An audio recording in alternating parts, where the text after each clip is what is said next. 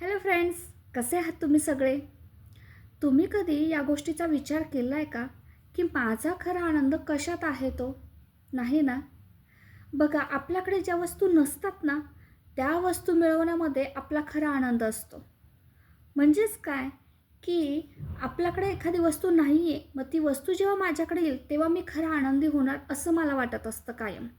आणि ह्याच गोष्टीच्या मागे लागत लागत लागत माझं अख्खं आयुष्य त्या वस्तू मिळवण्यामध्ये जातं. पण माझ्याकडे ज्या वस्तू अवेलेबल आहे त्या वस्तूंचा उपभोग घेऊन मी खरा आनंदच घेण्याचं विसरून जात असतो. म्हणजे एक उदाहरण देऊ का?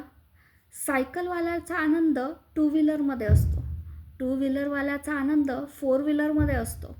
फोर व्हीलरवाल्याचा आनंद मर्सडीजमध्ये असतो, तर मर्सडीजवाल्याचा आनंद हेलिकॉप्टरमध्ये असतो. हेलिकॉप्टरवाल्याचा आनंद एरोप्लेनमध्ये असतो. पण म्हणून माणसाने काही स्वप्नच बघायची नाही का? आहे त्या वस्तूंमध्ये समाधानी राहून आनंदी राहायचं का? तर नाही, मुळीच नाही. माणसाने आपल्याकडे जी वस्तू नाही आहे ती मिळवण्यासाठी प्रयत्न नक्कीच करावे, पण कुणासोबत कंपॅरिंग करण्यासाठी नाही. म्हणजे त्याच्याकडे ती वस्तू आहे म्हणून माझ्याकडे ती आलीच पाहिजे, हा आनंद माणसाला कधीही समाधानी करत नसतो. पण त्याचबरोबर माझ्याकडे जी वस्तू आहे त्याचाही मला उपभोग घेऊन त्याचाही आनंद मला घेताच आला पाहिजे.